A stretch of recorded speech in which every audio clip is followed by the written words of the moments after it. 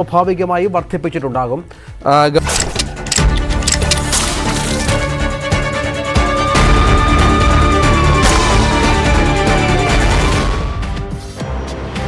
കേരളത്തിലെ തിരോധാന കേസുകളുടെ എണ്ണം കേട്ടാൽ ഒരുപക്ഷെ പലർക്കും വലിയ ഞെട്ടലുണ്ടാകും.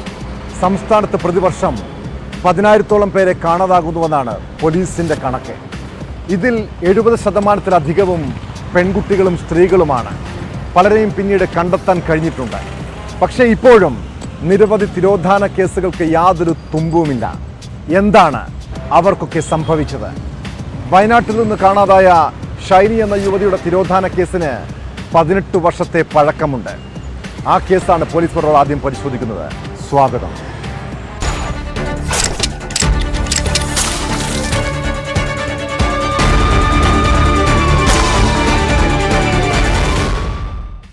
വയനാട് വരയാൽ സ്വദേശിനി ഷൈനി എന്ന യുവതിയെ കാണാതായത് 2005 ഏപ്രിലാണ്. അന്ന് വീട്ടുകാർ പോലീസിൽ പരാതി നൽകിയിരുന്നു. സാധാരണ ഒരു തിരോധാന കേസ് പോലെ പോലീസ് ഷൈനിയെക്കുറിച്ച് അന്വേഷിച്ചു. പക്ഷേ യാതൊരു വിവരവും ലഭിച്ചില്ല. അതോടെ കേസ് ഡയറിയും അടച്ചു. 18 വർഷത്തിന് ശേഷം ഷൈനിയുടെ തിരോധാന കേസ് അന്വേഷിക്കണമെന്ന് ആവശ്യപ്പെട്ട് രംഗത്തെത്തിയിരിക്കുന്നത് സഹോദരി ബീനയാണ്. ഷൈനിയെ കൊന്നു കുഴിച്ചു മൂടിയതാണെന്ന് സംശയിക്കുന്നതായി സഹോദരിയുടെ പരാതിയിൽ പറയുന്നു. ഇവരുടെ സഹോദരൻ നിതീഷിന് നേർക്കാണ് ആരോപണം ഉന്നയിക്കുന്നത്. എന്നാൽ പോലീസ് വീടിന്റെ പരിസരത്ത് കുഴിയെടുത്ത് പരിശോധിച്ചെങ്കിലും സംശയാസ്പദമായി ഒന്നും കണ്ടെത്താൻ കഴിഞ്ഞില്ല.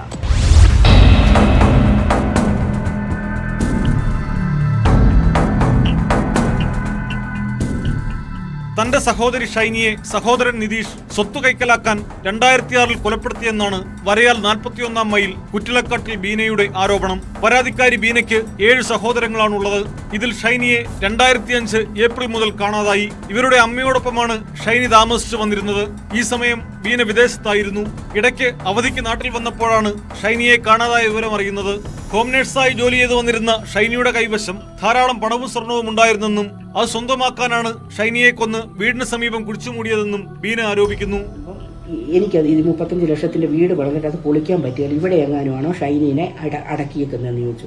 അപ്പോൾ അമ്മ എന്നോട് പറഞ്ഞു അതെല്ലാം ഡെഡ് ബോഡി ശവം ഫോറസ്റ്റിലേക്ക് മാറ്റിയെന്ന്.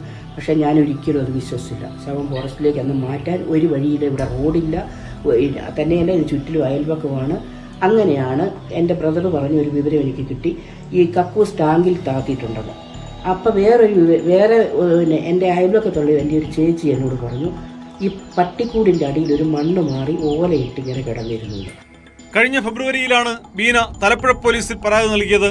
തുടർന്ന് മാനന്തവാടി ഡിവൈഎസ്പി PL ഷൈജുവിന്റെ നേതൃത്വത്തിൽ കേസെടുത്ത് അന്വേഷണം ആരംഭിച്ചു. ഇതിന്റെ ഭാഗമായാണ് ഷൈനിയും കുടുംബവും മുൻപ് താമസിച്ചിരുന്ന വീടിന്റെ മുറ്റത്തിനോട് ചേർന്ന ഭാഗവും മറ്റും ഹിറ്റാച്ചി ഉപയോഗിച്ച് കുഴിയെടുത്ത് പരിശോധിച്ചത്. എക്സിക്യൂട്ടീവ് മജിസ്ട്രേറ്റായ മാനന്തവാടി തഹസിൽദാർ MG അഗസ്റ്റിന്റെ സാന്നിധ്യത്തിലായിരുന്നു പരിശോധന. എന്നാൽ സംശയാസ്പദമായി ഒന്നും കണ്ടെത്താൻ കഴിഞ്ഞിട്ടില്ല. പരാതിയുമായി മുന്നോട്ടു പോകാനാണ് ബീനയുടെ തീരുമാനം. അതേസമയം സ്വത്ത് തർക്കവുമായി ബന്ധപ്പെട്ടുള്ള വിദ്വേഷം കൊണ്ടാണ് ബീന തനിക്കെതിരെ പരാതി നൽകിയതെന്നാണ് ആരോപണ വിധേയനായ നിതീഷ് പറയുന്നത്.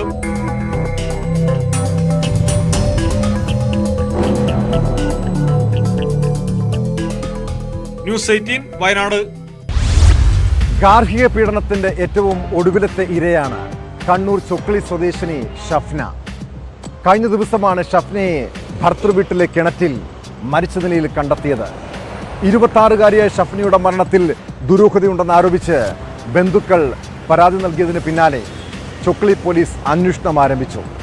ഷഫ്നയുടെ മരണം കൊലപാതകമെന്നാണ് ബന്ധുക്കളുടെ ആരോപണം. ഷഫ്നയുടേത് മുങ്ങിയ മരണമാണെന്നാണ് പോസ്റ്റ്മോർട്ടത്തിലെ കണ്ടെത്തൽ. ആത്മഹത്യാ പ്രേരണ അടക്കമുള്ള വിഷയങ്ങളും പോലീസ് പരിശോധിക്കുന്നുണ്ട്.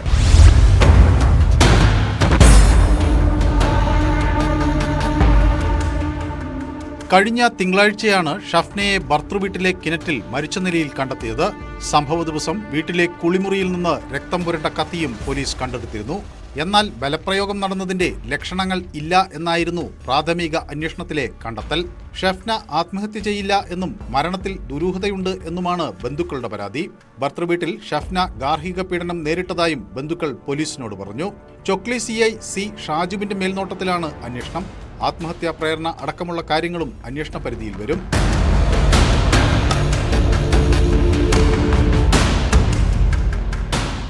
ഷഫ്നയുടേത് മുങ്ങിമരണമാണെന്നാണ് പോസ്റ്റ്മോർട്ടം റിപ്പോർട്ട്. പരിയാരം മെഡിക്കൽ കോളേജിൽ നടത്തിയ പോസ്റ്റ്മോർട്ടത്തിലാണ് ഇക്കാര്യം കണ്ടെത്തിയത്.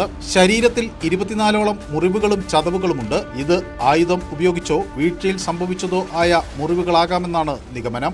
ചൊക്ലി പൊട്ടിപ്പാലത്തെ ആശാരി പുളിക്കൽ ഷാഹിദയുടെയും സലീമിന്റെയും 4 മക്കളിൽ മൂന്നാമത്തെയാളാണ് ഷഫ്ന. ഷഫ്നയുടെ വീട് ജനാധിപത്യ മഹിളാ അസോസിയേഷൻ നേതാക്കൾ സന്ദർശിച്ചു. വീട്ടുകാരെ ആശ്വസിപ്പിച്ച സംഘം ഷഫ്നയുടെ മരണത്തിൽ സമഗ്രമായ അന്വേഷണം വേണമെന്ന് ആവശ്യപ്പെട്ടു. തീർച്ചയായും ഒരു കൊലപാതകമാണെന്ന് കുടുംബക്കാരോടൊപ്പം ഞങ്ങളും സംശയിക്കുന്നുണ്ട്. കയ്യിലും അതുപോലെ കഴുത്തിലും ഒക്കെ മുറിവുണ്ടായിരുന്നു എന്നൊക്കെ പറയുന്നത് കൃത്യമായി പരിശോധിക്കണം.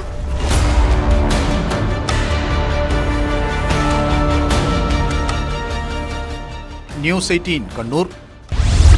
സമൂഹ മാധ്യമങ്ങൾ സജീവമായ ഈ കാലത്ത് പ്രായപൂർത്തിയാകാത്ത പെൺകുട്ടികൾ വലിയ രീതിയിൽ ലൈംഗിക ചൂഷണങ്ങൾക്ക് ഇരകളാകുന്നുണ്ട്. ഫേസ്ബുക്കിലും ഇൻസ്റ്റഗ്രാമിലുമൊക്കെ അപരിചിതരായ പലരും സൗഹൃദം സ്ഥാപിച്ചെത്തും. അവരുടെ കെണിയിൽ വീണ ശേഷമാകും ചതി തിരിച്ചറിയുക. 1 വർഷം മുൻപ് ഇങ്ങനെ പെരുമ്പാവൂർ സ്വദേശിനിയായ പെൺകുട്ടിയോട് ഇൻസ്റ്റഗ്രാമിലൂടെ സൗഹൃദം സ്ഥാപിച്ചെത്തിയത് കരുനാഗപ്പള്ളി സ്വദേശിയായ യുവാവാണ്. പെൺകുട്ടിയെ പിന്നീട് തട്ടിക്കൊണ്ടുപോയി പീഡിപ്പിച്ച കേസിൽ പ്രതി അൻസാന് കോടതി 23 വർഷം തടവ് ശിക്ഷ വിധിച്ചു.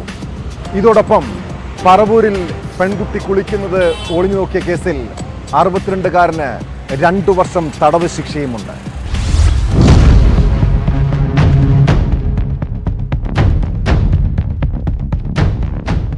2022 ജൂലൈയിലാണ് കൊല്ലം കരുനാഗപ്പള്ളി സ്വദേശി 22കാരനായ അൻസർ സ്കൂൾ വിദ്യാർത്ഥിനിയെ ഭീഷണിപ്പെടുത്തി തട്ടിക്കൊണ്ടുപോയി ലൈംഗിക പീഡനത്തിന് ഇരയാക്കിയത്. വിദ്യാർത്ഥിനിയെ ഇൻസ്റ്റാഗ്രാം വഴി പരിചയപ്പെട്ട പ്രതി കൂടുതൽ അടുപ്പം സ്ഥാപിച്ച് പെൺകുട്ടിയുടെ നഗ്നചിത്രങ്ങൾ വാട്സപ്പ് വഴി വാങ്ങി. പിന്നീട് ഇതേ ചിത്രങ്ങൾ സമൂഹമാധ്യമങ്ങളിലൂടെ പ്രചരിപ്പിക്കുമെന്ന് പറഞ്ഞ് ഭീഷണിപ്പെടുത്തി പെൺകുട്ടിയെ പീഡിപ്പിക്കുകയായിരുന്നു. വിദ്യാർത്ഥിനിയുടെ രക്ഷിതാക്കൾ നൽകിയ പരാതിയുടെ അടിസ്ഥാനത്തിലാണ് പോലീസ് കേസെടുത്ത് അന്വേഷണം നടത്തി പ്രതിയെ അറസ്റ്റ് ചെയ്തത്. തടിയിട്ടപ്പറമ്പ് CA ആയിരുന്ന VM കേഴ്സൺ, SIമാരായ സാജൻ, TC രാജൻ, CA ഇബ്രാഹിംകുട്ടി എന്നിവരാണ് അന്വേഷണ സംഘത്തിലുണ്ടായിരുന്നത്. കേസിൽ 22കാരനായ അൻസാർ കുറ്റക്കാരനാണെന്ന് കണ്ടെത്തിയ കോടതി 23 വർഷം കഠിന തടവ് ശിക്ഷ വിധിച്ചു. പ്രതി 35,000 രൂപ പിഴയും അടയ്ക്കണമെന്ന് പെരുമ്പാവൂർ സ്പെഷ്യൽ ഫാസ്റ്റ് ട്രാക്ക് കോടതിയുടെ വിധിയിലുണ്ട്. പ്രോസിക്യൂഷന് വേണ്ടി special public prosecutor advocate A Sindhu ഹാജരായി. പ്രതിയെ VU സെൻട്രൽ ജയിലിലേക്ക് മാറ്റി. അതേസമയം പറവൂരിൽ കുളിമുറിയിൽ പ്രായപൂർത്തിയാകാത്ത പെൺകുട്ടി കുളിക്കുന്നത് ഒളിഞ്ഞു നോക്കിയ കേസിൽ 62കാരന് 2 വർഷം തടവ് ശിക്ഷയും കോടതി വിധിച്ചു. പ്രതി ചെറായി സ്വദേശി ശിവൻ 10,000 രൂപ പിഴ അടയ്ക്കണമെന്നും പറവൂർ അതിവേഗ സ്പെഷ്യൽ കോടതി ഉത്തരവിട്ടു. പിഴ അടച്ചില്ലെങ്കിൽ 6 മാസം അധിക തടവ് അനുഭവിക്കണം. 2022 ജൂലൈ 13-നാണ് കേസിന് ആസ്പദമായ സംഭവം. പെൺകുട്ടിയുടെ പിതാവിന്റെ പരാതിയിൽ മുനമ്പം പോലീസാണ് കേസ് അന്വേഷിച്ചത്.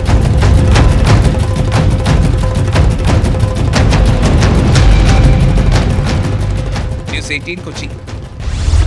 കേരളത്തിൽ ഇപ്പോൾ ജോലി സ്ഥലങ്ങളിൽ ഏറ്റവും കൂടുതൽ അക്രമത്തിന് ഇരകളാകുന്നത് ആരോഗ്യ പ്രവർത്തകരാണ്. പലരും ഈ നാട്ടിൽ ജോലി ചെയ്യാൻ പോലും ഇപ്പോൾ ഭയപ്പെടുകയാണ്. കാരണം കഴിഞ്ഞ ദിവസം കോട്ടയം മണർകാട് സ്വകാര്യ ആശുപത്രിയിൽ ഡോക്ടറെ ആക്രമിച്ച ഒരു സംഭവമുണ്ടായി. OPയിൽ പീഡിയാട്രീഷ്യൻ ഇല്ലെന്ന വിവരം അറിയിക്കാൻ വൈകിയെന്ന് പറഞ്ഞായിരുന്നു അതിക്രമം. സംഭവത്തിൽ യുവാക്കളായ 2 പേരെ വധശ്രമത്തിന് കേസെടുത്ത് അറസ്റ്റ് ചെയ്തു.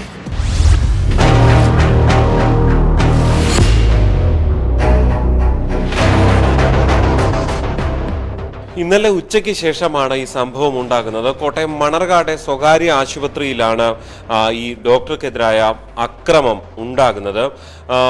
ഭാര്യയുമായി ചികിത്സയ്ക്കെത്തിയതായിരുന്നു ഇതിൽ ഒരു പ്രതി. ഭാര്യയെ ഡോക്ടറെ കാണിച്ച ശേഷം പിന്നീട് കുഞ്ഞിനെ കാണിക്കാനായി പീഡിയാട്രീഷ്യനെ തേടി. അപ്പോൾ പീഡിയാട്രീഷ്യൻ ഇല്ല എന്ന് പറഞ്ഞതോടെ ഇയാൾ പ്രകോപനത്തോടുകൂടി അവിടെ ഡ്യൂട്ടിയിലുണ്ടായിരുന്ന ഡോക്ടറെ, പവൻ ജോർജ് എന്ന ഡോക്ടറെ ആക്രമിച്ചു എന്നതാണ് കേസ്. സംഭവത്തിൽ മണർകാട് പോലീസിന് കേസ് രജിസ്റ്റർ ചെയ്യുകയും ഇതിനെ തുടർന്ന് 2 പേരുടെ അറസ്റ്റാണ് രേഖപ്പെടുത്തിയിട്ടുള്ളത്. വൈശാഖ് M, ഒപ്പം തന്നെ ജെറിൻ രവി. ഈ ജെറിൻ രവി പാമ്പാടി വെള്ളൂർ സ്വദേശിയാണ്. മാടപ്പള്ളി സ്വദേശിയാണ് ഈ വൈശാഖ്. ഇരുവരും ചേർന്ന് ഈ ഡോക്ടറെ ആക്രമിച്ചു. കഴുത്തിന് പിടിച്ച് ഞെരിച്ച ശേഷം കൊല്ലുമെന്ന് ഭീഷണിപ്പെടുത്തി എന്നത് അടക്കമുള്ള കാര്യങ്ങളാണ് അവിടെ ഉണ്ടായത്. അവിടെ നിന്ന് ഡോക്ടർ ഭാഗ്യത്തിനാണ് തൊട്ട് താഴെയുള്ള നിലയിലേക്ക് വീഴാതിരുന്നത് എന്നതാണ് ദൃക്സാക്ഷികൾ പറയുന്നത്. എന്തായാലും ഇതെല്ലാം പരിഗണിച്ചുകൊണ്ട്, സാക്ഷിമൊഴികൾ കൂടി പരിഗണിച്ച്, CCTV ഒക്കെ പരിഗണിച്ചുകൊണ്ട് വധശ്രമത്തിനാണ് പോലീസ് കേസെടുത്തത്. ഈ 2 പ്രതികളെയും ഇന്ന് അറസ്റ്റ് ചെയ്യുകയും തുടർന്ന് റിമാൻഡ് ചെയ്യുകയും ചെയ്തിട്ടുണ്ട്. ആശുപത്രി സംരക്ഷണ നിയമപ്രകാരമാണ് 2 പ്രതികളുടെയും അറസ്റ്റ്. ഈ കേസ് രജിസ്റ്റർ ചെയ്യുകയും അറസ്റ്റ് ഉൾപ്പെടെയുള്ള നടപടികളിലേക്കും മണർകാട് പോലീസ് കടന്നത്. എന്തായാലും സംസ്ഥാനത്തെ ആശുപത്രികളിൽ ഇങ്ങനെ പെട്ടെന്നുണ്ടാകുന്ന പ്രകോപനത്തിൽ ഡോക്ടർമാർക്കെതിരെ നടക്കുന്ന അതിക്രമങ്ങൾ അവസാനിക്കുന്നില്ല, നിയമങ്ങൾ ശക്തമായിട്ടും എന്നുള്ളതിന്റെ ഒടുവിലത്തെ സൂചനയാണ് ഈ മണർകാട് ആശുപത്രിയിൽ ഉണ്ടായത്.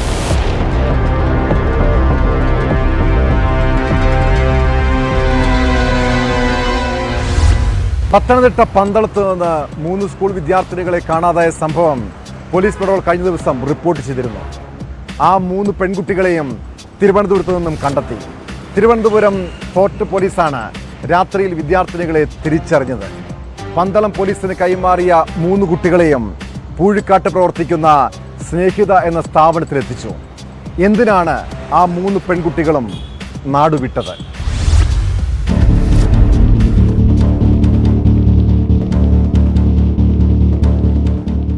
തിങ്കളാഴ്ച രാവിലെ കാണാതായ പന്തളം ഹോളിസ്റ്റിക് ഫൗണ്ടേഷനിലെ അന്തേവാസികളായ സ്കൂൾ വിദ്യാർത്ഥിനികളെയാണ് കണ്ടെത്തിയത്. രാവിലെ പതിവ് പോലെ പരീക്ഷയ്ക്ക് പോയ കുട്ടികൾ സ്കൂളിൽ എത്തിയിരുന്നില്ല. +1, +2 ക്ലാസുകളിൽ പഠിക്കുന്ന കുട്ടികളാണിവർ. പന്തളം പോലീസ് കേസെടുത്ത് അന്വേഷണം നടത്തുന്നതിനിടയിലാണ് കുട്ടികളെ രാത്രിയിൽ തിരുവനന്തപുരം ഫോർട്ട് പോലീസ് കണ്ടെത്തുന്നത്.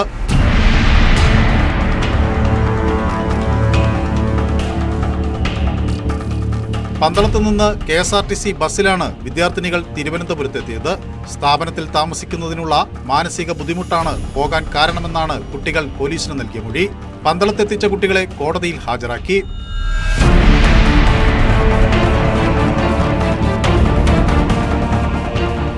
ന്യൂസ് 18 പത്തനംതിട്ട. ആലപ്പുഴ അമ്പലപ്പുഴയിലെ ക്രിമിനൽ സഖാക്കൾ പാർട്ടിക്ക് തന്നെ നാണക്കേടാണ്. കഴിഞ്ഞ ദിവസം മദ്യലഹരിയിൽ KSRTC ജീവനക്കാരെയും യാത്രക്കാരെയും പോലീസിനെയും ആക്രമിച്ചത് CPM-ന്റെ ഏരിയ കമ്മിറ്റി അംഗം ഉൾപ്പെടെയാണ്. ആ കേസിൽ കൂടുതൽ CPM പ്രവർത്തകരെ പോലീസ് ഇപ്പോൾ പ്രതി ചേർത്തിരിക്കുന്നു. H. സലാം MLA-യുടെ പേഴ്സണൽ സ്റ്റാഫും ഏരിയ കമ്മിറ്റി അംഗവുമായ അജ്മൽ ഹസൻ, DYFI മേഖലാ സെക്രട്ടറി അജ്വാദ് എന്നിവരെയാണ് പുതിയതായി പ്രതിപ്പട്ടികയിൽ ഉൾപ്പെടുത്തിയത്. അന്വേഷണം തൃപ്തികരമല്ലാത്തതിനാൽ അമ്പലപ്പുഴ പോലീസിൽ നിന്നും കേസ് മാറ്റിയിരുന്നു.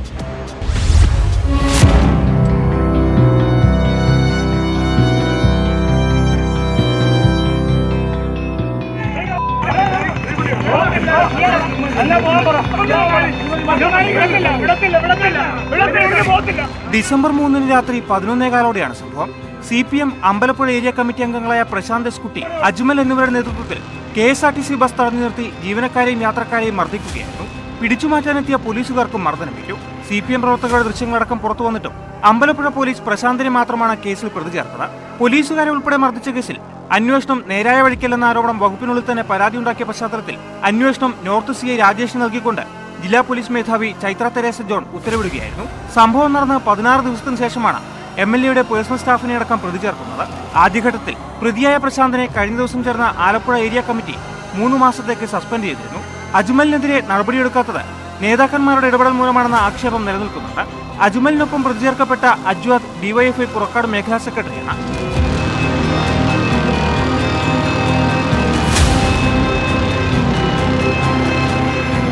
ന്യൂസ് 18 ആലപ്പുഴ. രാജ്യത്തെ തെരഞ്ഞെടുപ്പ് സംവിധാനങ്ങൾക്ക് തന്നെ ഭീഷണിയാകുന്ന രീതിയിലാണ് യൂത്ത് കോൺഗ്രസുകാർ വ്യാജ തിരിച്ചറിയൽ കാർഡ് നിർമ്മിച്ചത്. യൂത്തന്മാരുടെ കുട്ടിക്കളിയായി ഇതിനെ കാണാൻ കഴിയില്ല. ഒടുവിൽ തെരഞ്ഞെടുപ്പ് കമ്മീഷൻ നേരിട്ട് തന്നെ പോലീസിൽ പരാതി നൽകിയിരുന്നു. ആ പരാതിയിൽ പോലീസ് കേസെടുത്തു. വ്യാജ തിരിച്ചറിയൽ കാർഡ് ഉണ്ടാക്കിയത് കാസർഗോഡാണെന്നും കണ്ടെത്തിയിട്ടുണ്ട്. സംസ്ഥാനത്തൊട്ടാകെ തട്ടിപ്പ് നടന്നിട്ടുണ്ടെന്ന കണ്ടെത്തലിന്റെ പശ്ചാത്തലത്തിൽ അന്വേഷണം ക്രൈംബ്രാഞ്ചിന് കൈമാറാനും ശുപാർശയുണ്ട്.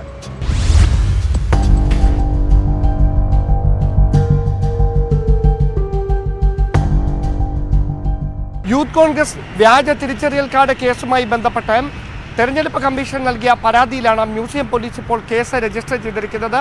ആദ്യഘട്ടത്തിൽ ഇതുമായി ബന്ധപ്പെട്ട് ലഭിച്ച പരാതികളുടെ അടിസ്ഥാനത്തിൽ മ്യൂസിയം പോലീസ് നടത്തിയ അന്വേഷണത്തിലെ വിശദാംശങ്ങൾ തെരഞ്ഞെടുപ്പ് കമ്മീഷനെ കൃത്യമായി അറിയിച്ചിരുന്നു. ആ വിവരങ്ങൾ തെരഞ്ഞെടുപ്പ് കമ്മീഷൻ പരിശോധിച്ചതിന് ശേഷമാണ് മ്യൂസിയം പോലീസിന് ഇതുമായി ബന്ധപ്പെട്ട പരാതി തെരഞ്ഞെടുപ്പ് കമ്മീഷൻ നൽകുന്നത്. ആ പരാതിന്മേലാണ് ഇപ്പോൾ മ്യൂസിയം പോലീസ് കേസ് രജിസ്റ്റർ ചെയ്തിരിക്കുന്നത്. സംസ്ഥാന വ്യാപകമായി വ്യാജ തിരിച്ചറിയൽ കാർഡുകൾ ഈ തെരഞ്ഞെടുപ്പുമായി ബന്ധപ്പെട്ട് നിർമ്മിച്ചിട്ടുണ്ട് എന്നാണ് തെരഞ്ഞെടുപ്പ് കമ്മീഷന് പ്രാഥമിക അന്വേഷണത്തിൽ ബോധ്യപ്പെട്ടിരിക്കുന്ന കാര്യം. ആ പശ്ചാത്തലത്തിൽ മറ്റ് പൊതു തെരഞ്ഞെടുപ്പുകളിൽ ആ തിരിച്ചറിയൽ കാർഡുകൾ വ്യാജമായി നിർമ്മിച്ച തിരിച്ചറിയൽ കാർഡുകൾ അത് ഉപയോഗിക്കാൻ സാധ്യതയുള്ളതിനാൽ അത് സംബന്ധിച്ച് വിശദമായ പരിശോധന നടത്തണമെന്നാണ് തെരഞ്ഞെടുപ്പ് കമ്മീഷന്റെ ആവശ്യം. അതോടൊപ്പം തന്നെ രാജ്യസുരക്ഷയെ ബാധിക്കുന്ന കേസാണ് എന്ന് നേരത്തെ തന്നെ പോലീസ് കോടതിയിൽ സമർപ്പിച്ച റിമാൻഡ് റിപ്പോർട്ടിൽ വ്യക്തമാക്കുകയും ചെയ്തിരുന്നു. എന്നാലും തെരഞ്ഞെടുപ്പ് കമ്മീഷന്റെ കൂടി നടപടികളുടെ പശ്ചാത്തലത്തിലാണ് പോലീസ് വീണ്ടും ഇതുമായി ബന്ധപ്പെട്ട കേസ് രജിസ്റ്റർ ചെയ്തിരിക്കുന്നത്. വ്യക്തമാക്കാനുള്ളത് ഇനി ഒരു കാര്യം മാത്രമാണ്. നിലവിൽ ഈ തിരിച്ചറിയൽ കാർഡ് വ്യാജമായി നിർമ്മിച്ചതുമായി ബന്ധപ്പെട്ട് അറസ്റ്റിലായ 5 പേർ ആർക്കു വേണ്ടിയാണ് ഇത് ചെയ്തത് എന്ന് വ്യക്തമാക്കിയിട്ടില്ല. ആ കാര്യത്തിൽ മാത്രമാണ് ഒരു അവ്യക്തത തുടരുന്നത്. വിശദമായ ചോദ്യം ചെയ്യലിലൂടെ ഇക്കാര്യങ്ങളിൽ ഒരു കൃത്യമായ നിഗമനത്തിലേക്ക് എത്താൻ കഴിയുമെന്ന് തന്നെയാണ് പോലീസിന്റെ കണക്കുകൂട്ടൽ.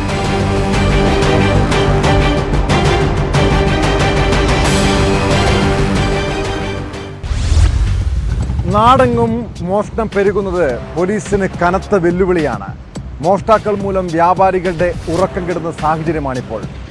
മലപ്പുറം എടപ്പാളിലെ പോസ്റ്റ് ഓഫീസ് അടക്കം 7 സ്ഥാപനങ്ങളിൽ മോഷണ ശ്രമമുണ്ടായി. കഴിഞ്ഞ രാത്രിയിലാണ് മുഖംമൂടി ധരിച്ചെത്തിയാൽ മോഷണം നടത്തിയത്. കോട്ടയം പാമ്പാടി വെള്ളൂരിൽ 4 കടകളിൽ മോഷണം നടന്നു. 2ഇടത്തും CCTV ദൃശ്യങ്ങൾ കേന്ദ്രീകരിച്ചാണ് പോലീസിന്റെ അന്വേഷണം.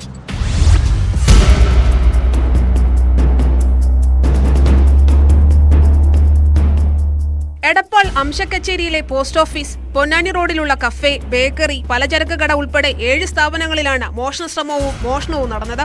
കഴിഞ്ഞ ദിവസം രാത്രിയിലാണ് സംഭവം. പോസ്റ്റ് ഓഫീസിന്റെ മുൻവാതിലിന്റെ പൂട്ട് പൊളിച്ചെങ്കിലും അകത്ത് ഗ്രില്ലുള്ളതിനാൽ ഉള്ളിൽ കടക്കാനായില്ല. ഇത് 2ാം തവണയാണ് പോസ്റ്റ് ഓഫീസിൽ കള്ളൻ കയറുന്നത്.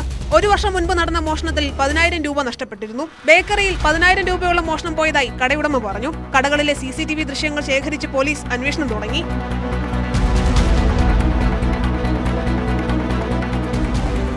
കോട്ടയം പാമ്പാടി വെള്ളൂരിൽ 4 കടകളിലാണ് മോഷണം നടന്നത്. പുലർച്ചെ 3 മണിയോടെ പൂട്ട് തകർത്തായിരുന്നു മോഷണം. പാമ്പാടി സർവീസ് സഹകരണ ബാങ്കിന്റെ നീതി സ്റ്റോറിൽ നിന്ന് 10,000 രൂപയും കവർന്നു. സമീപത്തെ സെന്റ് മേരീസ് മെഡിക്കൽ സ്റ്റോറിൽ നിന്ന് 2,000 രൂപയും നഷ്ടമായി. സമീപത്തുണ്ടായിരുന്ന ജയ സ്റ്റോഴ്സ്, അഞ്ജിത എന്റർപ്രൈസസ് എന്നിവിടങ്ങളിൽ കയറിയെങ്കിലും ഇവിടെ പണം സൂക്ഷിച്ചിരുന്നില്ല. പാമ്പാടി പോലീസ് അന്വേഷണം ആരംഭിച്ചു.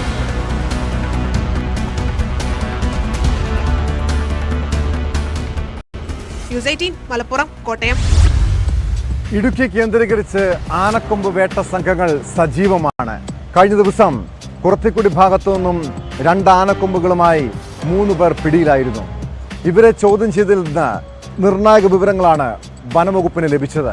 ഇതിന്റെ അടിസ്ഥാനത്തിൽ നടത്തിയ പരിശോധനയിൽ ആവറുകുട്ടി തേക്കിൻചുവട് ഭാഗത്തു നിന്ന് 2 ആനക്കൊമ്പുകൾ വനപാലകർ കണ്ടെടുത്തു. സംഭവത്തിൽ വനംവകുപ്പ് അന്വേഷണം ഊർജിതമാക്കിയിട്ടുണ്ട്.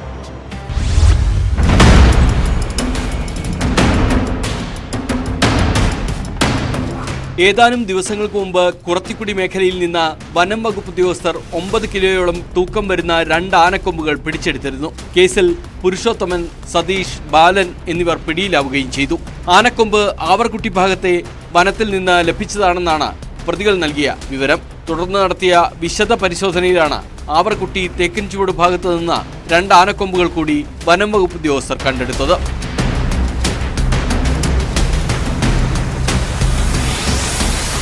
പിടിയിലായ സതീഷ് നൽകിയ മൊഴിയുടെ അടിസ്ഥാനത്തിൽ നടത്തിയ പരിശോധനയിലാണ് ആനക്കൊമ്പുകൾ കണ്ടെടുത്തത് എന്നാണ് വനംവകുപ്പ് ഉദ്യോഗസ്ഥർ നൽകുന്ന വിവരം. കേസിൽ മറ്റ് 2 പേർ കൂടി ഉൾപ്പെട്ടിട്ടുള്ളതായാണ് സൂചന. പുതിയ കേസ് രജിസ്റ്റർ ചെയ്തതായും അന്വേഷണം വ്യാപിപ്പിച്ചതായും വനംവകുപ്പ് ഉദ്യോഗസ്ഥർ അറിയിച്ചു.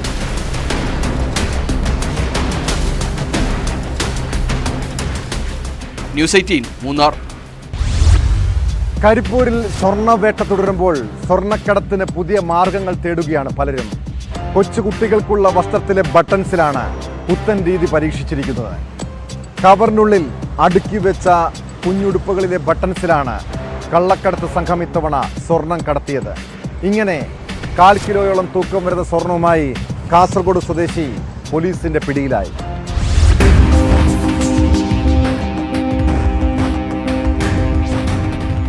കുട്ടികൾക്കുള്ള ഷർട്ടിന്റെ ബട്ടൺസുകൾക്കുള്ളിൽ ഒളിപ്പിച്ചു കടത്തിയ 254 ഗ്രാം സ്വർണവുമായാണ് യുവാവ് കരിപ്പൂരിൽ പോലീസിന്റെ പിടിയിലായത്. കാസർഗോഡ് സ്വദേശി മുഹമ്മദ് ബിഷാറത്തിനെയാണ് പിടികൂടിയത്. ഷർട്ടിന്റെ ബട്ടൺസിനുള്ളിൽ സ്വർണം ഒളിപ്പിച്ച ശേഷം ഷർട്ട് ബാഗേജിൽ മറ്റു വസ്ത്രങ്ങൾക്കൊപ്പം വെക്കുകയായിരുന്നു. വിമാനത്താവളത്തിൽ കസ്റ്റംസിനെ വെട്ടിച്ച് കടത്താൻ ശ്രമിച്ച സ്വർണമാണ് പോലീസ് അതിവിദഗ്ധമായി പിടികൂടിയത്.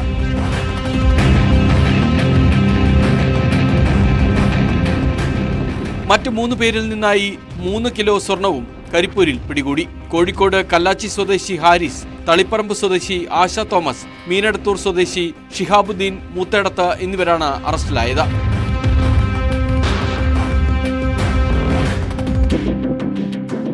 ന്യൂസ് 18 തിരൂർ. കുറ്റകൃത്യങ്ങളുടെ മറ്റു ചില വാർത്തകൾ ചുരുക്കത്തിൽ. തൃശൂർ കേരളവർമ്മ കോളേജിൽ SFI KSU പ്രവർത്തകർ ഏറ്റുമുട്ടി. സംഘർഷത്തിൽ 3 KSU പ്രവർത്തകർക്ക് പരിക്കേറ്റു. പരിക്കേറ്റവരെ തൃശൂർ ജില്ലാ ആശുപത്രിയിൽ പ്രവേശിപ്പിച്ചു.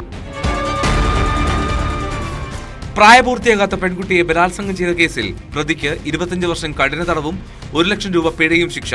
കോഴിക്കോട് നാദാപുരം സ്വദേശിനിയെ വീട്ടിൽ അതിക്രമിച്ചു കയറി ബലാത്സംഗം ചെയ്ത തൊണ്ടർനാട് കോറം സ്വദേശി അജ്നാസിനെയാണ് നാദാപുരം ഫാസ്റ്റ് ട്രാക്ക് കോടതി ശിക്ഷിച്ചത്. ചോദിച്ച പണം നൽകാത്തതിന്റെ പേരിൽ വയോധികയെ മർദ്ദിച്ചെന്ന പരാതിയിൽ മകനെ പോലീസ് അറസ്റ്റ് ചെയ്തു. വയനാട്ടിൽ വാളാട് സ്വദേശി ആരോമലുണ്ണിയാണ് തലപ്പുഴ പോലീസ് അറസ്റ്റ് ചെയ്തത്. വയനാട് വള്ളുവാടി, താരമംഗലം, താന്നിക്കുണ്ട് ആദിവാസി കോളനികൾ കേന്ദ്രീകരിച്ച് അനധികൃത മദ്യവിൽപ്പന നടത്തിവന്നയാൾക്കെതിരെ എക്സൈസ് കേസെടുത്തു. കൊളത്തൂർക്കുന്ന് പുളിക്കൽ വീട്ടിൽ വിനോദിനെതിരെയാണ് കേസെടുത്തത്. വയനാട്ടിലെ ഷൈനി എന്ന യുവതിയുടെ തിരോധാന കേസ് എന്തിനാണ് 18 വർഷങ്ങൾക്കിപ്പുറം കുടുംബാംഗങ്ങൾ ഉയർത്തിക്കൊണ്ടുവരുന്നത്? കഴിഞ്ഞ 1.5 പതിറ്റാണ്ടിലധികം ഷൈനിയെക്കുറിച്ച് എന്തുകൊണ്ടാണ് അവർ അന്വേഷിക്കാതിരുന്നത്?